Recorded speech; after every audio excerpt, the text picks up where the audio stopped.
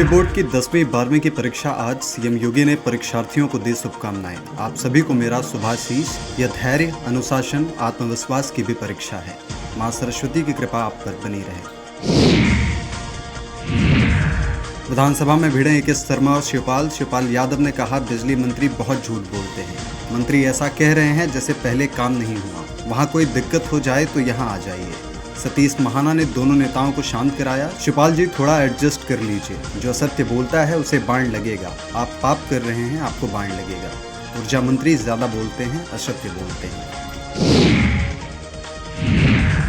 लखनऊ में कैबिनेट मंत्री ओम प्रकाश राजभर का बयान, अखिलेश यादव मंदिर बनवा रहे हैं। प्राण प्रतिष्ठान भी यादवों से करवा ले। सपा सरकार में शंकराचार्य मारे गए थे। मोदी योगी डर से 10 मुस्लिम IAS बने। मुस्लिमों के बच्चे अब पढ़ाई कर रहे हैं। लखनऊ में सपा नेता इरफान सोलंकी का बयान, नसीमुद्दीन सिद्दीकी की ज्वाइनिंग पर बोले, आजम खान की जगह कोई नहीं ले सकता। नेताओं का फोन न उठाने पर कार्रवाई होगी। विधानसभा अध्यक्ष सतीश महाना का बयान, ऐसे अफसरों पर कार्रवाई होगी। विधानसभा में बोले, महाना कड़ी कार्रवाई की जाएगी। लखनऊ में डिप्टी CM ब्रजेश पाठक का बयान, बटुकों की शिखा खींचना महापाप। शिखा खींचने वालों को पाप लगेगा, जिसने महापाप किया उसे छोड़ेंगे नहीं। ब्राह्मण समाज आस्था का प्रतीक, शिखा को छू भी नहीं सकते हैं। शिखा खींचना न्यायोचित नहीं। पुलिसकर्मी को कड़ी सजा मिलनी चाहिए। समय का इंतजार करें, कोई नहीं बचेगा। ऊपर वाला सब देख रहा है। न्याय होगा, जिसने किया सभी को भुगतना पड़ेगा। लखनऊ में BSP अध्यक्ष मायावती का बयान, BSP अकेले चुनाव लड़ेगी। गठबंधन से BSP को नुकसान होता है। हम किसी से भी गठबंधन नहीं करेंगे। अकेले चुनाव लड़कर सरकार बनाएंगे। 2007 की तरह सरकार बनाएंगे। बंगले को लेकर गलत खबर फैलाई गई। मैंने सुरक्षा कारणों से बंगला खाली किया। गेस्ट हाउस कांड के बाद सुरक्षा बढ़ाई गई थी। सुरक्षा कारणों से टाइप 8 बंगला आवंटित। मैंने टाइप 8 बंगला स्वीकार किया। सुरक्षा कारणों से मुझे बंगला मिला।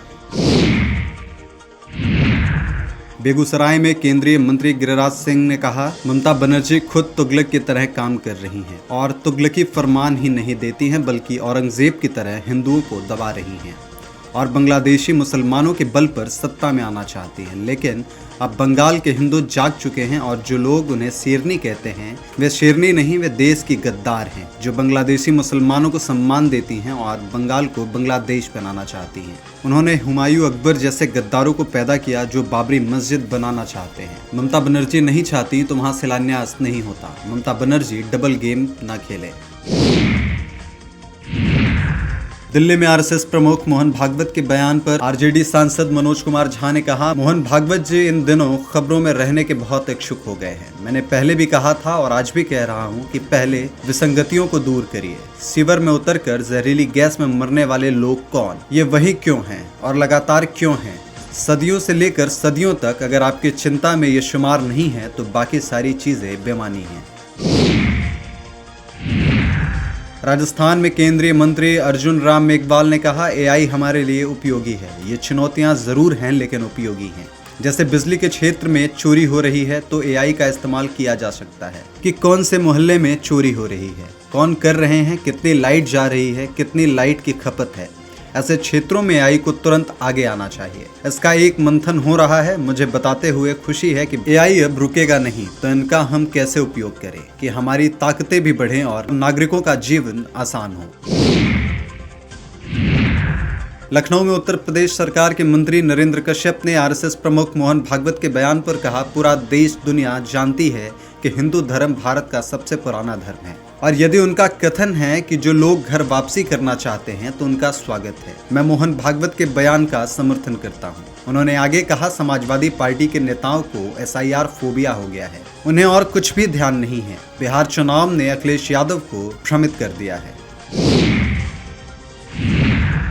लखनऊ में कांग्रेस नेता आराधना मिश्रा मोना ने कहा, कांग्रेस के कार्यकर्ता जो मनरेगा के लिए गरीब किसानों के लिए शांतिपूर्वक प्रदर्शन कर रहे थे, उन पर कल बर्बर लाठीचार्ज किया गया। जिस बर्बरता के साथ लाठीचार्ज का उपयोग किया गया है वह इस लोकतंत्र के लिए खतरनाक संकेत है। देश संविधान से चलता है और इस देश का संविधान हमें अधिकार देता है कि हम अपनी बात की अभिव्यक्ति करें। लखनऊ में समाजवादी पार्टी के नेता शिवपाल सिंह यादव ने उप मुख्यमंत्री ब्रजेश पाठक के बयान पर कहा, वे उसी पार्टी का हिस्सा हैं, मंत्रिमंडल में भी हैं। अगर उन्हें इतना ही बुरा लग रहा है तो उन्हें इस्तीफा दे देना चाहिए। पाप तो उन्हें भी लगेगा क्योंकि वो उसी मंत्रिमंडल के सदस्य हैं और अपमान तो वहीं से हुआ है। कांग्रेस नेता पवन खेड़ा ने कहा, जिस कागज को आप हवा में लहरा रहे हैं उसमें सितंबर 2010 को न्यूयॉर्क में कार्यक्रम हो रहे थे। उसमें एक इवेंट में कपिल सिब्बल जी को अवार्ड मिल रहा था। जो संस्था अवार्ड दे रही थी उसने एप्स्टीन के 2006 से पहले पैसे लिए थे। तब एप्स्टीन के काले कारनामों के बारे में कोई नहीं जानता था। सिब्बल ने जब उस संस्था से अवार्ड लिया, उसका एप्स्टीन से दूर दूर तक कोई लेना देना नहीं था। हमें मालूम है कि पूरे साहब को बचाने के लिए ये किसी भी मूर्खता के पार जा सकते हैं। कांग्रेस नेता अधीर रंजन चौधरी ने पश्चिम बंगाल की मुख्यमंत्री ममता बनर्जी के बयान पर कहा, ममता बनर्जी सुप्रीम कोर्ट गई लेकिन दूसरे ही दिन वह वापस कोलकाता भाग आई। अगर उन्होंने सुप्रीम कोर्ट में सही तरीके से अपना पक्ष रखा होता तो इसका नतीजा हमें देखने को मिलता। चुनाव आयोग देश में आतंक फैलाने का काम कर रहा है और राहुल गांधी ने यह पहले ही कह दिया था।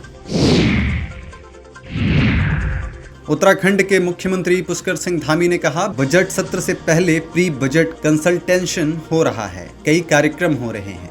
समाज के विभिन्न क्षेत्रों में काम करने वाले हमारे व्यापारी हों, किसान हों, स्वयं सहायता समूह की बहनें हों, उन सभी से विचार लिया जा रहा है और अच्छा बजट प्रस्तुत हो, इसके लिए प्रयास जारी है। केंद्रीय मंत्री जितन राम मांझी ने कहा, हम बहुत समय से कह रहे हैं कि शराब नीति गलत नहीं है, शराबबंदी लागू होनी चाहिए, लेकिन इसके क्रियान्वयन में गड़बड़ियां हैं। इसलिए हम बार बार नीतीश कुमार को यह कह रहे हैं और हम उन्हें अपने कहने पर तीसरी समीक्षा करने के लिए धन्यवाद देते हैं। तीसरी समीक्षा में यह है कि जो लोग मामूली शराब पीते हैं उन्हें नहीं पकड़ना है, लेकिन हमारे यहाँ क्रियान्वयन अधिकारी उसी को पकड़ते हैं और जो बड़ी बड़ी तस्करी करते हैं उन्हें पैसे लेकर छोड़ दे रहे हैं। नीतीश कुमार को कार्रवाई करनी चाहिए।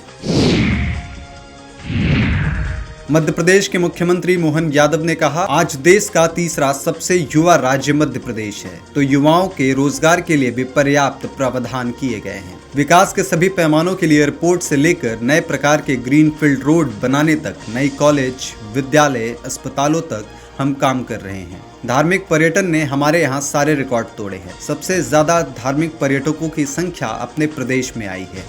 हमारे राज्य में विदेशी पर्यटक भी आए हैं, लेकिन आने वाले समय में यह संख्या और बढ़े, इसके लिए टेंट सिटी से लेकर होम स्टे तक सभी प्रकार के क्षेत्रों में हम विकास कर रहे हैं। भाजपा नेता नंद किशोर गुर्जर ने कहा, समाजवादी पार्टी के पास कोई मुद्दा नहीं है। अभी अखिलेश यादव ने कहा था कि भाजपा का वोट कट गया है, भाजपा परेशान है। अब कह रहे हैं कि SIR ठीक नहीं हो रहा। हार की हताशा के कारण वो इस तरह की बातें कर रहे हैं। कभी चुनाव आयोग, कभी न्यायालय पर सवाल उठाएंगे। उनके पास कोई मुद्दा नहीं बचा है।